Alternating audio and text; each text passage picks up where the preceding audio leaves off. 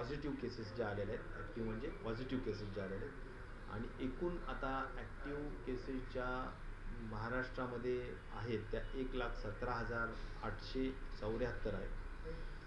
आणि साधारणपणे recovery rate हा आपल्या सर्वांनाच माहिती आहे की 96% दरम्यान आहे.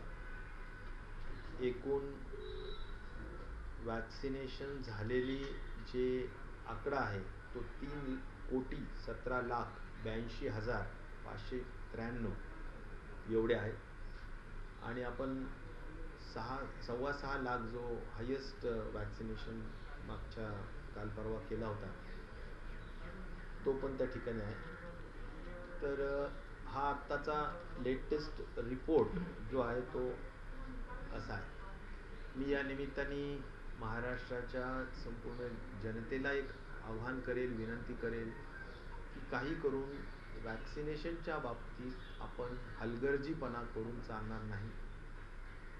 एक जनरल मानसिकता अशी होती आहे की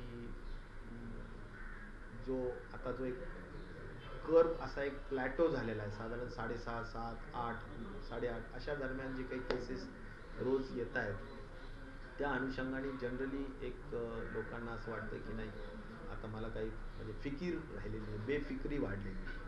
तर ही परिस्थिती आणि हा माइंडसेट लोकांचा योग्य नक्कीच नाही आहे. आणि म्हणून कुठल्याही परिस्थितीत वॅक्सिनेशनकडे आता दुय्यम विचाराने पाहून चालणार नाही, त्याला अग्रक्रम द्यावंच लागेल.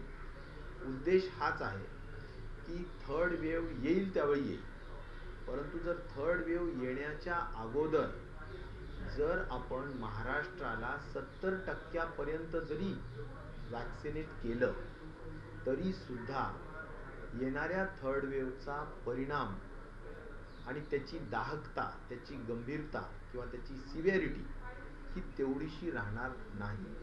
मृत्यूचं प्रमाण तेवढंसं राहणार नाही. आणि म्हणूनच सर्वच महाराष्ट्राच्या सुजाण नागरिकांना माझी विनंती आहे की वॅक्सिन आणि वॅक्सिन याच एका मंत्राने आपल्याला थर्ड वेव्हला खूप मोठ्या पद्धतीनं कंट्रोल करता येऊ शकेल किंवा त्याची दाहकता कमी करता येऊ शकेल. तर आज वॅक्सिनचा फर्स्ट डोस घेतलेली मोठी संख्या आहे, पण सेकंड डोस ड्यू झाला आहे आणि तरीसुद्धा येत नाही आहे. ती जी बेफिक्री कधी कधी पाहायला मिळते ती पण योग्य नाही.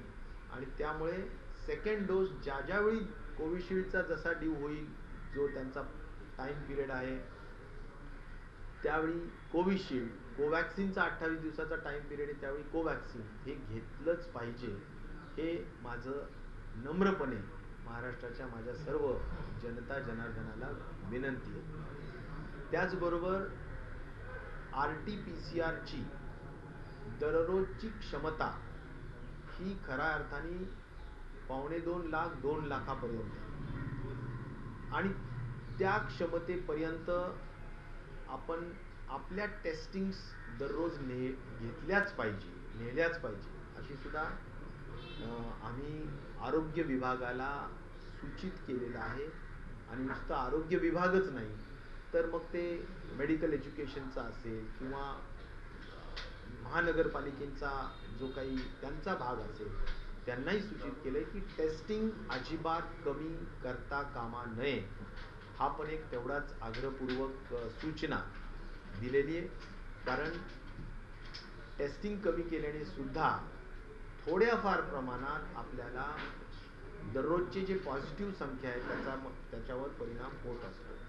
त्यामुळे ही पण एक जनरल सूचना दिली आहे. लोकांनी टेस्टिंगसाठी सुद्धा सहभाग घ्यावा किंवा जे हाय रिस्कमध्ये येणारे लोक असतील, इंडेक्स केसेसच्या जे लो रिस्कमध्ये येणारे असतील, ज्यांना आरोग्य विभाग आग्रहाने म्हणतोय की टेस्टिंग केलं पाहिजे, परंतु ते टेस्टिंग करण्यात त्यामध्ये सहभाग घेत नाही आहेत किंवा ते सहकार्य करत नाही आहेत. आरोग्य विभागाला सुद्धा सहकार्य अपेक्षित आहे या सगळ्या लोकांपासून. ते पण मी मुद्दाम या निमित्ताने आपल्या माध्यमांच्या कडून लोकांना अपील करू इच्छितो, आवाहन करू इच्छितो. त्यामुळे टेस्टिंगचं आव्हान राहील, वॅक्सिनेशनचं आव्हान राहील, आणि त्याचबरोबर कोविड अप्रोप्रिएट बिहेवियर जो एक सर्वमान्य मंत्र आहे की ज्याच्यात आपण सर्वांनी मास्क वापरावा आणि कुठल्याही परिस्थितीत सोशल डिस्टन्सिंग पाळावं. आपण सर्व जिल्ह्यांना आता 3rd लेवलला आणलेलं आहे आणि 3rd लेवलला आणल्या कारणाने आता रेस्ट्रिक्शन्स हे जे 3rd लेवलचे आहेत ते सर्व लागू आहेत. म्हणून प्रशासनाला आम्ही सूचित केलेलं आहे, माननीय मुख्यमंत्री, उपमुख्यमंत्री आणि सर्व मंत्रिमंडळाने सूचित केलेलं आहे की कुठल्याही परिस्थितीत आपण 3rd लेवलची जे काही रेस्ट्रिक्शन्स आहेत, निर्बंध आहेत, ते पाळले पाहिजे.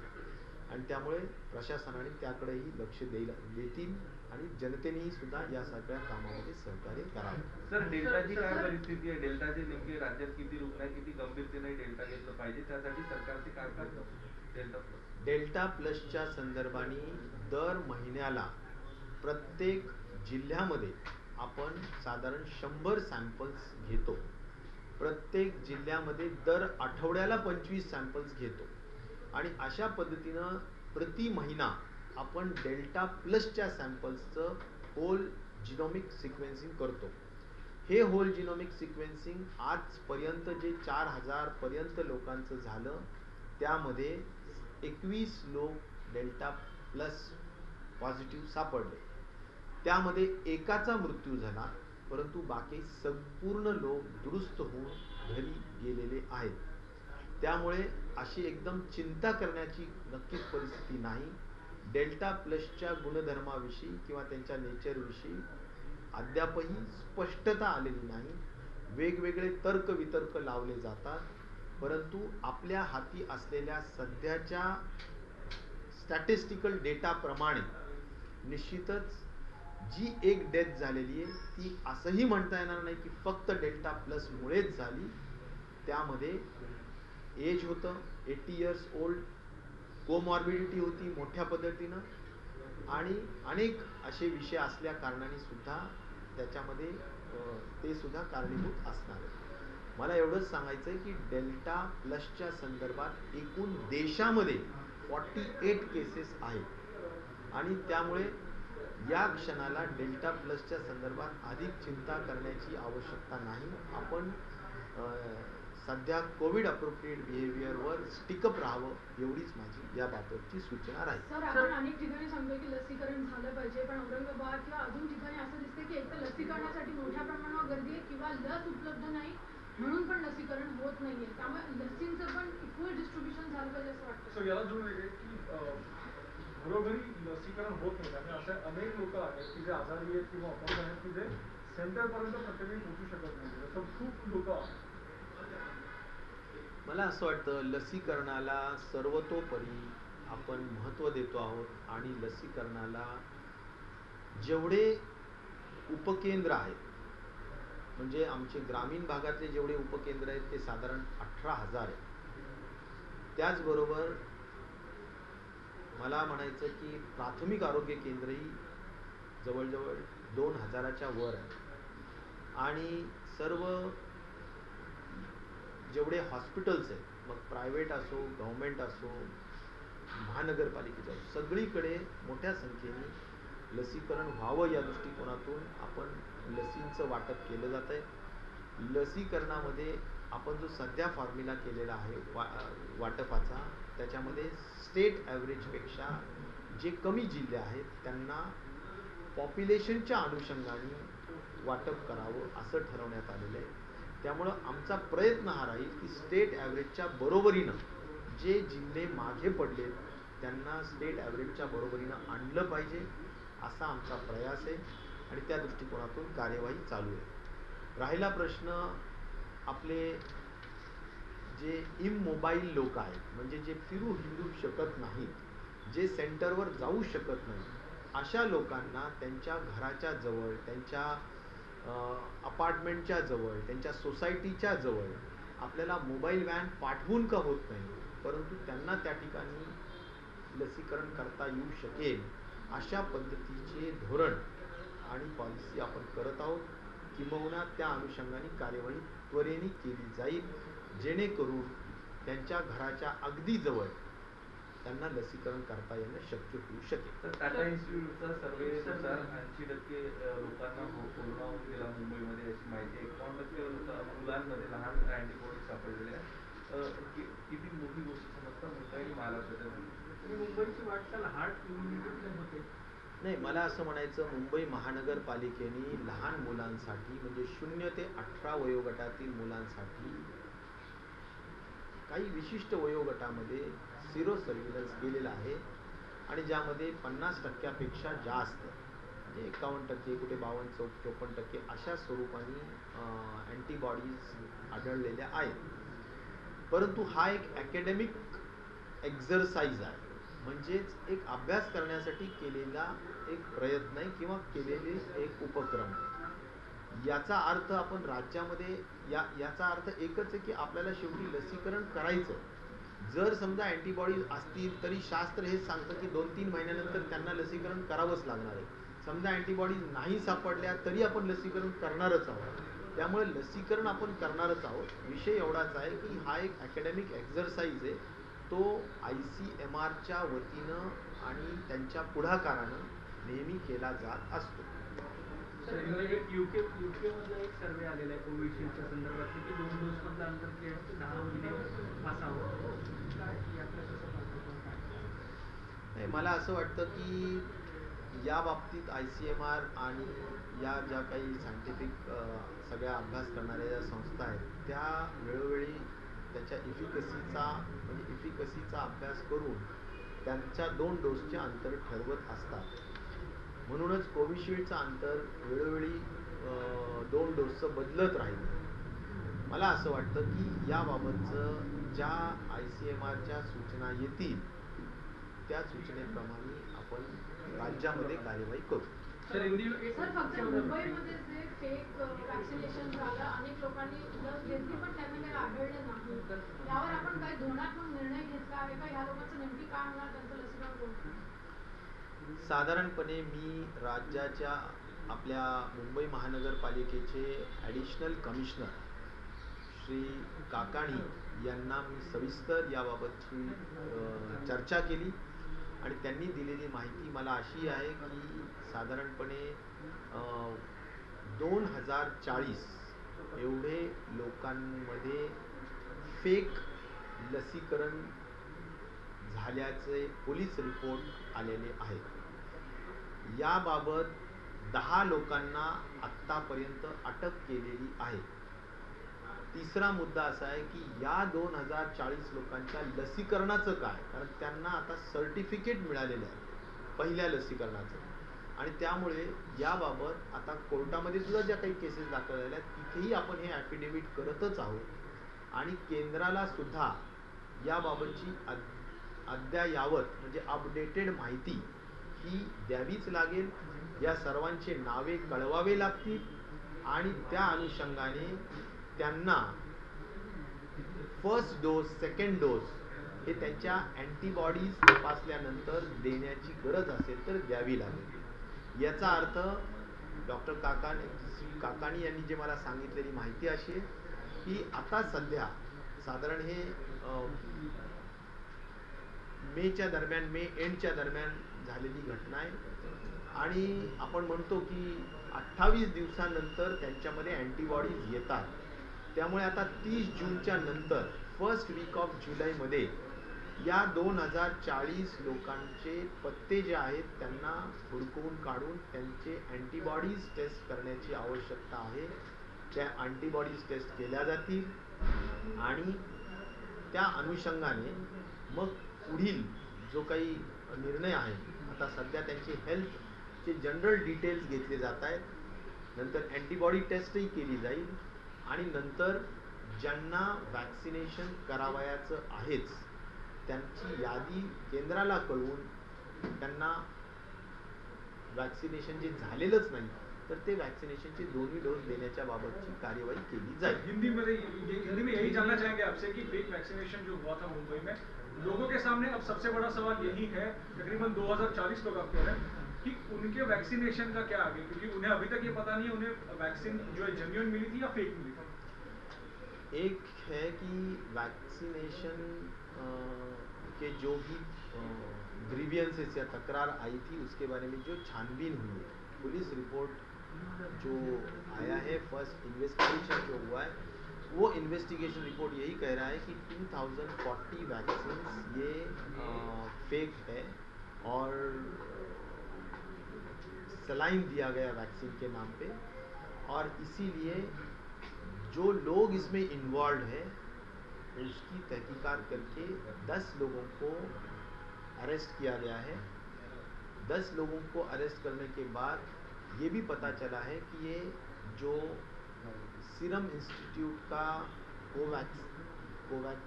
कोविशील्ड जो था, यही वैक्सीन के बॉटल्स में ये सलाइन दिया गया था। अभी रहा सवाल ये कि ये कोविशील्ड जो पूना के इंस्टीट्यूट से आया है, सीरम इंस्टीट्यूट से, वो कौन से बैच का था।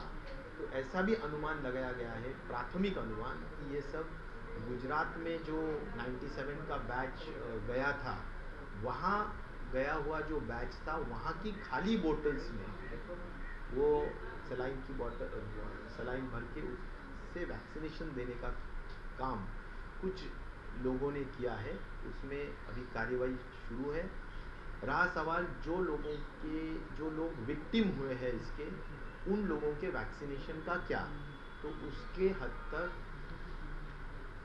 उनका अभी तो हेल्थ जनरल पोस्ट वैक्सीनेशन जो चेकअप रहता है जनरल, उसका डिटेलिंग लिया जा रहा है। ऐसा भी उनको वैक्सीनेशन के बाद 30 डेज में या 28 डेज में एंटीबॉडीज आते हैं, तो एंटीबॉडीज टेस्ट भी किया जाएगा in the first week of July, और उसके बाद उनको अगर ये तय हुआ कि इनको वैक्सीन देना ज़रूरी है, तो 2 डोसेस वैक्सीन के दिए जाएंगे।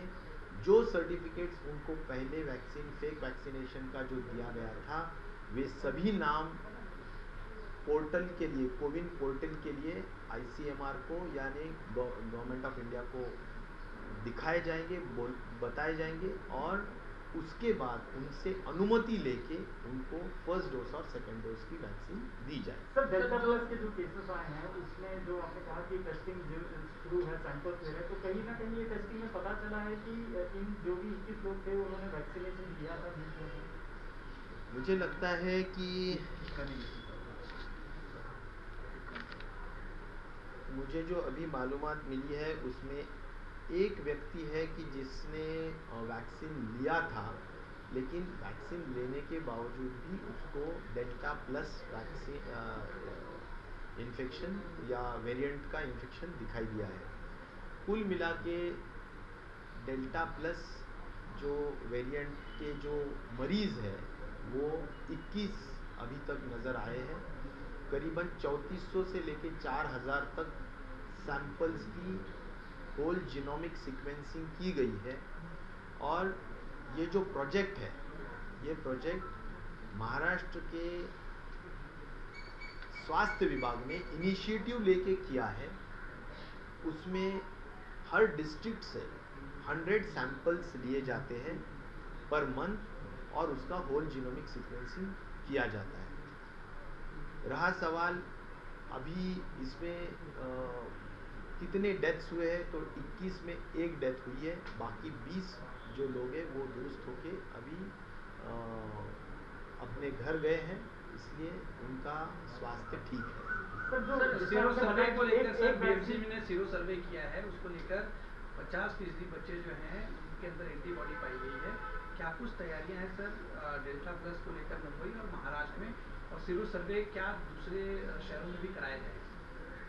मुंबई महानगर पालिका ने 0 to 18 ईयर्स के बच्चों में सीरो सर्विलेंस किया, और जिसमें 50+% के बच्चों में एंटीबॉडीज दिखाई दिए, ऐसा रिपोर्ट सीरो सर्विलेंस का आया है। ये एक एकेडमिक एक्सरसाइज था, और यह एकेडमिक एक्सरसाइज ICMR के गाइडेंस के नीचे किया जाता है। इस तरह के एकेडमिक एक्सरसाइज आने वाले दिनों में करते रहेंगे और उसके माध्यम से कुछ डिसीजन पे आना है तो आएंगे। लेकिन एक ज़रूर है कि अगर एंटीबॉडीज है भी तो भी 2-3 महीने के बाद उनको वैक्सीनेशन किया जाता है। तो वैक्सीनेशन तो ऐसा भी सभी को करना पड़ेगा। ये सिर्फ एकेडमिक एक्सरसाइज के लिए ये सब किया गया है और मुझे लगता है कि इस टाइप के एक्सरसाइज फ्रीक्वेंटली किए जाते हैं। सर तैयारी क्या है डेल्टा प्लस को लेकर महाराष्ट्र में उसे निपटने में? मुझे लगता है डेल्टा प्लस कुल मिला के पूरे देश में 48 की संख्या है और महाराष्ट्र में 21 है।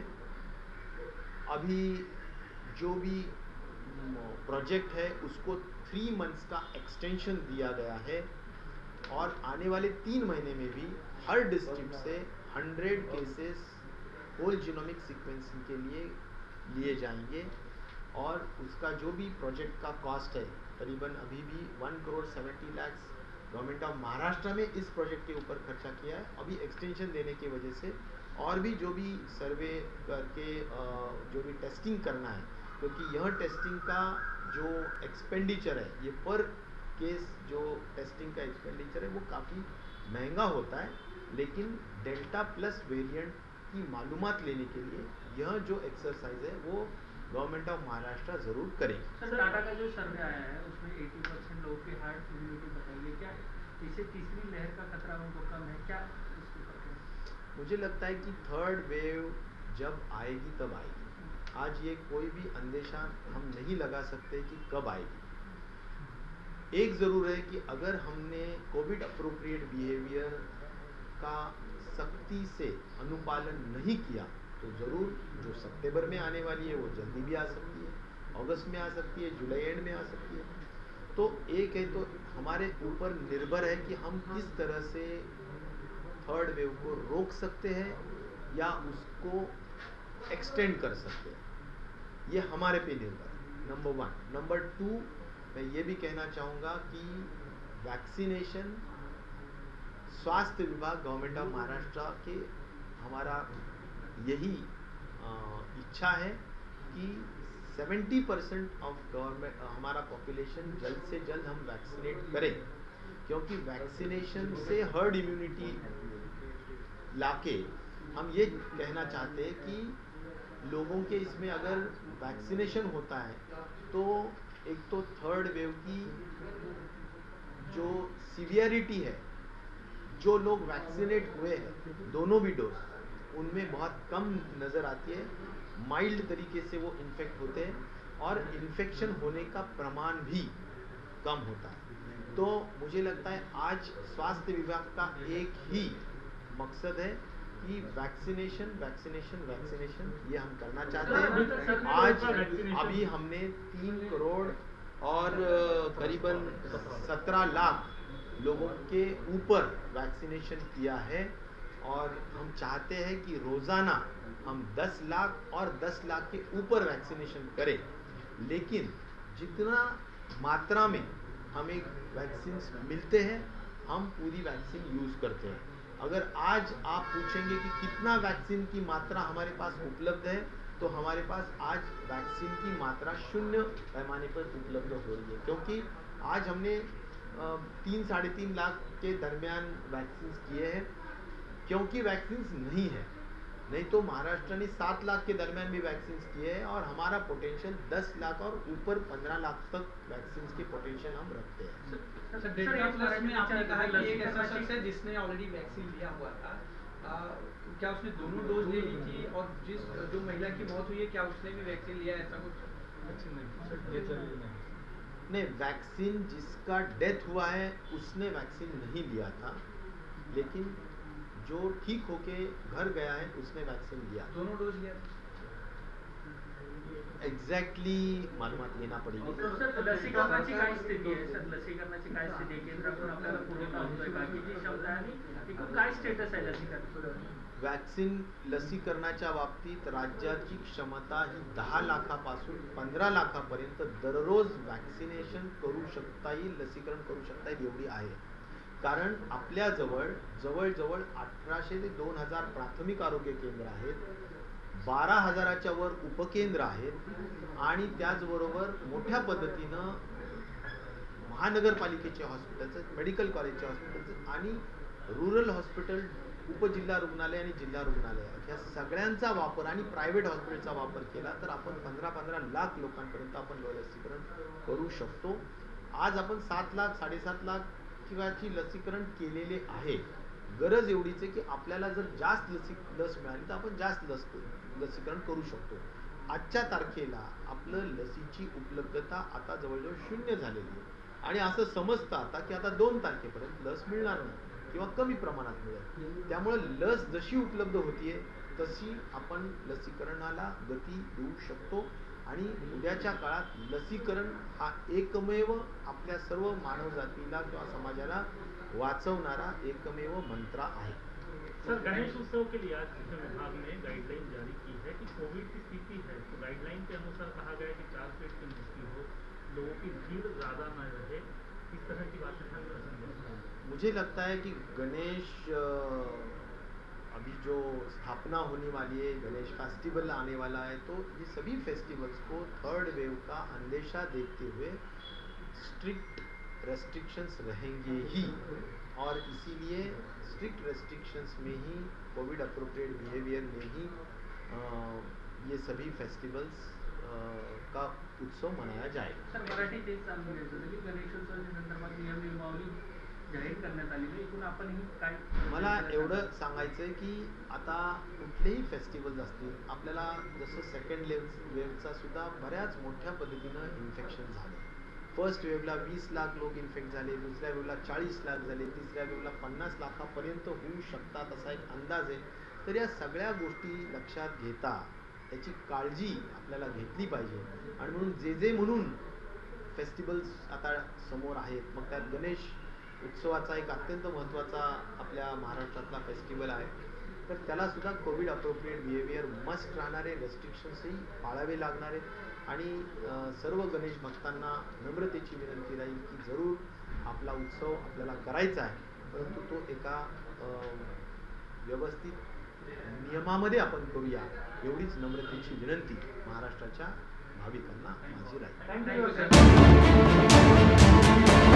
बातमी मागची बातमी म्हणजे